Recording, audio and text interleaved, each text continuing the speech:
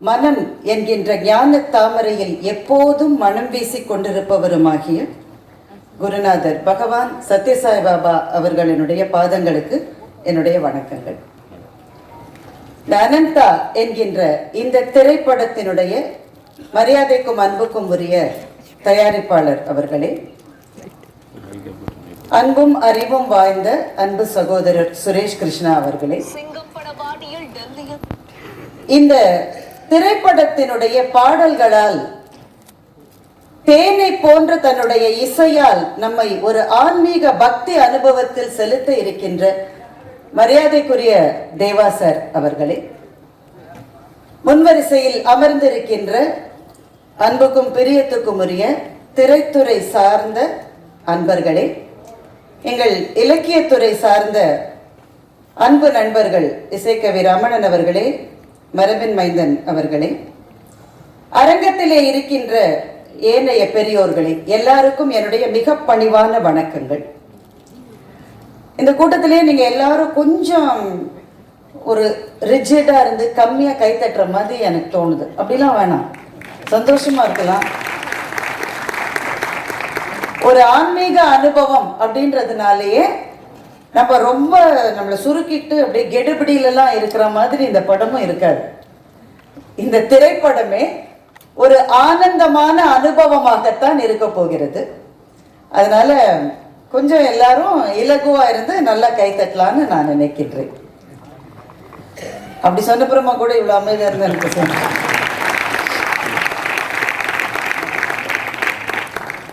இந்த மேடையில் இந்த நிமிடத்தில் நிற்பதை எனக்கு கிடைத்த மிகப்பெரிய ஆசீர்வாதங்களுள் ஒன்றாக நான் நினைக்கின்றேன்.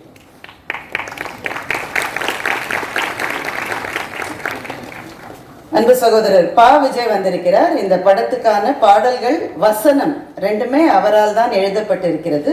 அவருக்கும் என்னுடைய வாழ்த்துக்களையும் அன்பையும் இந்த நேரத்திலே தெரிவித்துக் கொள்கின்றேன்.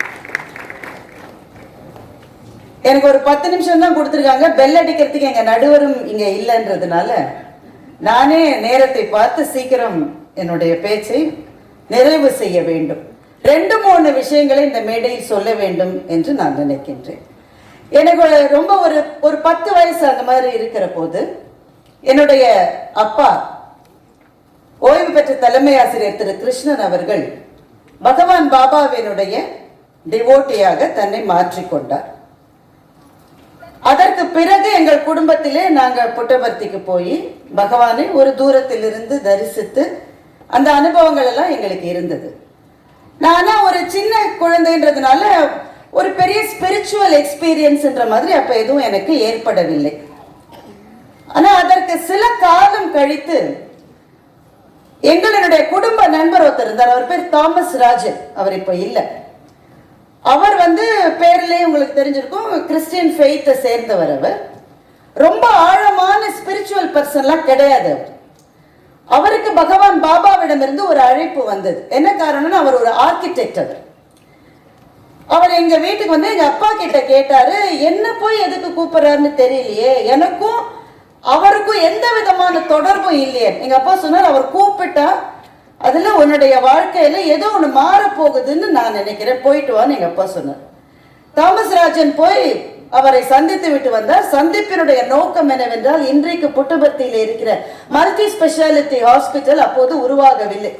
அதனுடைய ஆர்கிடெக்டா இருப்பதற்காக தாமஸ் ராஜனை அழைப்பதற்காகத்தான் பகவான் பாபா அந்த சந்திப்பை கேட்டிருந்தார்.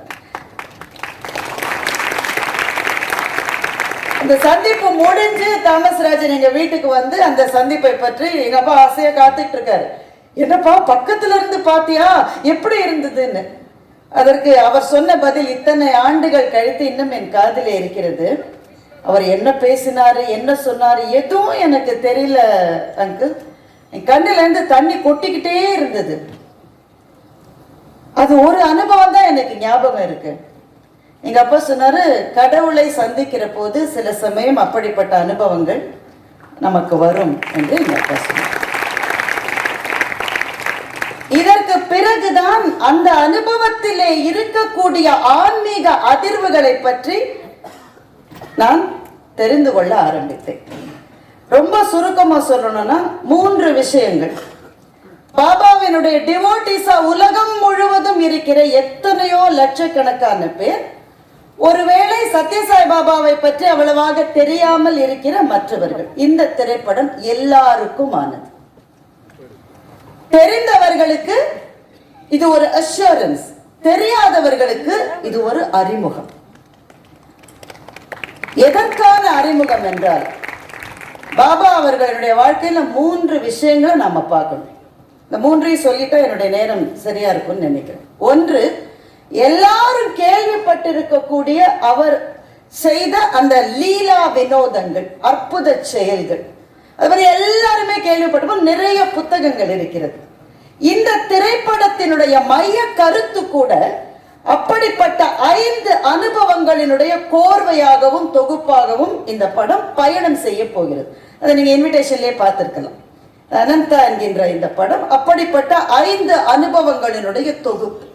நம்ம எல்லாரும் அதை பற்றி நிறைய கேள்விப்பட்டிருப்போம். ஒவ்வொருவருக்கும் இருக்கிற பிரத்யேகமான அனுபவம் அது. மற்றவர்கள்ட்ட சொல்ற போது அவங்களுக்கு சந்தேகமா இருக்கும், இப்படி கூட இருக்குமான்னு. ஆனா இது பிரத்யேகமான அனுபவங்கள். எனக்கு தெரிந்த எத்தனையோ நண்பர்கள் ரொம்ப வியாதிகளினால பாதிக்கப்பட்டு இவ்வளவுதான் காலம், இனிமே கிடையாதுன்னு சொல்லப்பட்டவர்கள், அவங்க ஒரே ஒரு மருந்தை போய் பாபாட்டேன்னு வாங்கிப்பாங்க. என்ன மருந்து தெரியுமா? பாபாவினுடைய விபூதி, சாய்ராமனுடைய அந்த விபூதி ஒன்று. அதை இட்டுட்டு அப்புறம் போய் பார்த்தா அந்த டாக்டர்ஸ் முன்னாடி எடுத்த ரிப்போர்ட்ஸ் எல்லாம் தப்பா, இப்ப இனிமே எடுக்கிற ரிப்போர்ட்டுக்கு அதுக்கு சம்பந்தமே இல்லையே என்று பிரமித்து போன சம்பவங்கள் நிறைய இருக்கிறது. ஆனால் இந்த மாதிரியான லீலா வினோதங்களை பற்றி அதிகம் பேசுவதை கூட பகவான் அவ்வளவாக விரும்புவதில்லை என்று நான் கேள்விப்பட்டிருக்கிறேன். அது ஒரு பெரும் மாளிகையினுடைய நுழைவு வாசல் மாதிரி அந்த அனுபவங்கள். நுழைவு வாசல் தான் அது. The biggest miracle I have performed is the change of heart என்று தான் பகவான் பாபா சொல்லி இருக்கிறார். அவரை மாற்றியது, இந்த வியாதியை, இதெல்லாம் கிடையாது. நான் செய்த மிகப்பெரிய அற்புத செயல் என்பது மானுட மனத்தை மாற்றியது என்று சாய்பாபா அவர்கள் அருளி செய்திருக்கிறார்கள். அது முதல் கட்டம். 2வது கட்டம் அவர் நமக்கு கொடுத்த உபதேசங்கள். என்றென்றைக்கும் வாழ்க்கையில கஷ்டமான தருணங்களில் கூட வரப்போகிற உபதேசங்கள் என் மனதுக்கு ரொம்ப நெருக்கமானது. அவர் சொன்னது, there is only one caste, the caste of humanity. There is only one religion, the religion of love. There is only one language, the language of the heart என்று பகவான் சொல்லி இருக்கிறார். இந்த உலகத்திலே இருப்பது ஒரு சாதி, மானுடம் என்கின்ற சாதி. இந்த உலகத்திலே இருப்பது ஒரே ஒரு மதம், அன்பு என்கின்ற மதம். இந்த உலகத்திலே இருப்பது ஒரு மொழி, இதயத்தினுடைய மொழி என்று பாபா சொல்லி இருக்கிறார். ரொம்ப சிக்கலான தத்துவ விசாரணைகளை கூட ரொம்ப எளிமையாக சொல்லுவதுதான் பாபாவினுடைய பாணி. நீங்க நிறைய பேர் கேள்விப்பட்டிருப்பீங்க. ஒருத்தர் போய் பாபா கிட்ட ஐ வாண்ட் பீஸ் என்று கேட்டு இருக்கிறார். எனக்கு அமைதி வேணும், ஐ வாண்ட் பீஸ். பாபா அவரை அதை ஒரு பலகையிலே எழுத சொல்லுகிறார். அவர் எழுதுகிறார். இந்த ஐன்றதை அழிச்சிருங்க, அழிச்சிட்டாரு. வாண்ட்ன்றதை அழிங்க, அதையும் அழிச்சிட்டாரு. ஐ வாண்ட், இது 2த்தையுமே அழிச்சிட்டா பீஸ் தானா வந்துரும் என்று பாபா சொன்னார். நான் என்கின்ற அகங்காரம், எனக்கு வேண்டும் என்கின்ற ஆசை, இந்த 2ஐயும் தவிர்த்து விட்டால் அமைதி என்பது தானாகவே வந்து சேரும் என்பது பாபா நமக்கு சொன்ன பெரும் பாடம். ரொம்ப எனக்கு நிறைய சொல்லிட்டு போல நேரம் இல்லை. 2 விஷயங்களை மறக்கணும், 2 விஷயங்களை மறக்க கூடாதுன்னு பாபா சொல்வார். 2 விஷயத்தை மறக்கணும், 2 விஷயத்தை மறக்க கூடாது. எதை மறக்க கூடாது? மற்றவங்க நமக்கு செய்த நன்மைகளை மறக்க கூடாது. நாம் மற்றவர்களுக்கு செய்த தீமைகளை மறக்க கூடாது. நாம மற்றவங்களுக்கு நம்ம அறியாம எவ்வளவு செஞ்சிருப்போம், அதெல்லாம் தெரியும், உள்ள வெளியில காமிச்சிக்க மாட்டோம், தெரியும் தானே நமக்கு. நாம் மற்றவர்களுக்கு செய்த தீமைகளை மறக்க கூடாது. சரி, அப்ப இதை எதை மறக்கணும்? மற்றவர்களுக்கு நாம் செய்த நன்மைகளை மறக்கணும், மற்றவர்கள் நமக்கு செய்த தீமைகளை மறக்கணும்.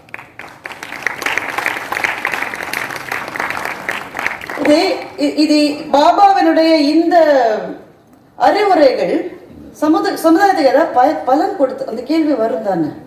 இவ்வளவு சொல்லியிருக்காரு, சமூகத்துக்கு என்ன கிடைத்தது? ஒரே ஒரு சம்பவத்தை மட்டும் வேகமா சொல்லிடுறேன்.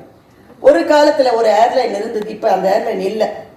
அந்த ஏர்லைன்ல மட்டும்தான் சென்னையிலிருந்து புட்டபர்த்திக்கு டைரக்ட் ஃபிளைட் இருக்கும். அது தவிர வேற எந்த ஏர்லைன்லயும் அது கிடையாது. அந்த ஏர்லைன்ல ஒர்க் பண்ணிட்டு இருந்தாரு ஒரு நண்பர். அவர்கிட்ட நான் கேட்டேன், இவங்க அனுபவத்திலேயே மறக்க முடியாத அனுபவம் என்ன? அந்த ஏர்லைன்ல நிறைய ஃபிளைட்ஸ் கேன்சல் பண்ணிட்டே இருப்பாங்க. எந்த ஏர்லைனையும் இப்ப நீங்க யோசிக்காதீங்க, நான் சொல்றது முன்னாடி இருந்தது. நிறைய ஏர்லைன்ல அந்த ஃபிளைட் கேன்சல் ஆயிட்டே இருக்கு. அவர் என்ன சொல்லுவாரு, ஃபிளைட் கேன்சல் ஆயிட்டா பேசஞ்சர்ஸ் எங்களை திட்டுவாங்க. கவுண்டருக்கு வந்து திட்டுவாங்க, வைவாங்க, எல்லாம் சொல்லி திட்டுவாங்க.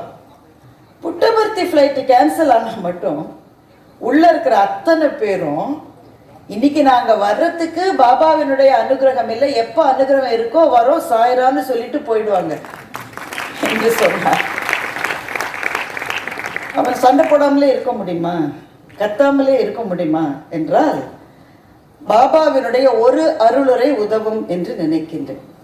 நான் அதைத்தான் அடிக்கடி நினைச்சுப்பேன். நான் இன்னும் அங்க போய் சேரல, இன்னும் ரொம்ப தூரம் இருக்கு எனக்கு. ஆனா அங்க போகணும்னு நான் நினைக்கிறேன். அந்த ஒரு அருளுரை, your hands must be in the society and your legs must be in the forest என்று சொல்லுவோம். உன் கைகள் சமூகத்தில் இருக்கணும், கால்கள் காட்டில் இருக்கணும்னு பாபா சொன்னார். முதல்ல எனக்கு இது புரியவே இல்லை. கை சமூகத்துல இருந்தா காலு சமூகத்துல தானே இருக்கும். அது எப்படி கை சமூகத்திலேயே கால் காட்டிலேயே எப்படி இருக்க முடியும்? அதற்கு பின்னாடி இருக்கிற தாற்பயத்தை புரிந்துக்கணும். கை சமூகத்துல இருக்கணும்னா இந்த சமூகத்துல தான் நம்ம வாழ்ந்தாகணும். நம்மை சுற்றி எத்தனை துரோகங்கள், ஏமாற்றங்கள், நம்ம நினைக்கிறது நடக்க மாட்டேங்குது. நாம யாருக்கு உதவி செஞ்சோமோ அவன் தான் நமக்கு முதல்ல குழி வெட்டுறான். யார ரொம்ப நம்புகிறோமோ அந்த இடத்துலதான் அடி விழுது. இந்த எந்த உறவு பிரியவே பிரியாதுன்னு நினைக்கிறோமோ அதுதான் பிரியுது. இதுதான் சமூகம். இந்த சமூகத்துலதான் நம்ம வாழ்ந்தாகணும். வாழ்ந்து நம்முடைய வேலைகளை செய்து ஆக வேண்டும். என்ன வேலைகள்? பாபா அன்னதானம் என்ற வார்த்தையை பயன்படுத்துவதை அவர் விரும்பவே இல்லை. அன்னதானம் சொல்றோம்ல, அன்னதானம். நான் சாப்பாடு போட்டேன், அன்னதானம் செய்தேன், பாபா அந்த வார்த்தையை சொல்ல விடவே மாட்டார். ஏன்? அன்னதானம்னு சொன்னாலே கொடுக்கிறவன் நான், வாங்குகிறவன் நீ, அப்படின்னாலே ஒரு டிவைடு வந்துருது. அந்த டிவைடு கூட இருக்கக்கூடாதுன்னு பசித்தவருக்கு சாப்பாடு கொடுப்பதை நாராயண சேவா என்றுதான் சத்யசாய் பாபா சொல்றார். நாராயணனுக்கு செய்வது. இந்த மாதிரியான வேலைகளை சமூகத்துல இருந்துதான் நீ செய்யணும். ஏன்னா உன் கை சமூகத்துல இருக்கணும். அப்ப கால் காட்டுல இருக்கணும்னா என்ன அர்த்தம்? இந்த வானப்பிரஸ்தம்னு சொல்லுவாங்க. எல்லாத்துல இருந்து கொஞ்சம் விலகி இருப்பதுதான் வானப்பிரஸ்தம். காட்டுல இருப்பாங்க, அப்பெல்லாம் போய் நம்ம காட்டுல இருக்க முடியாது.